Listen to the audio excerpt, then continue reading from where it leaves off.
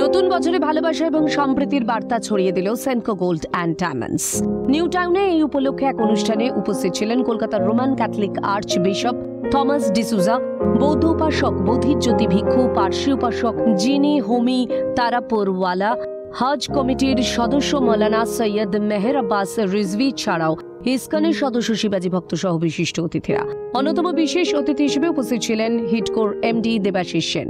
সেনকো গোল্ডের ডিরেক্টর ও বিপণন ও ডিজাইনের পরিচালক ও প্রধান জয়িতা সেন বলেন, তাদের ক্রেতাদের প্রতি কৃতজ্ঞতার মনোভাব ব্যক্ত করতে 50,000 চারা গাছ তারা তুলে দেন ক্রেতাদের হাতে।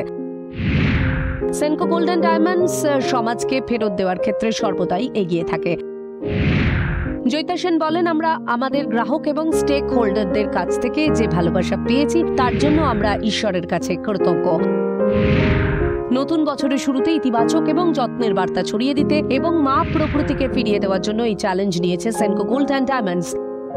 শহরকে সবুজ করতে সেনকো গোল্ড অ্যান্ড ডায়মন্ডসের এই অভিনব উদ্যোগকে কর্নিশ জানায় সিএন। ক্যালকাটা নিউজ।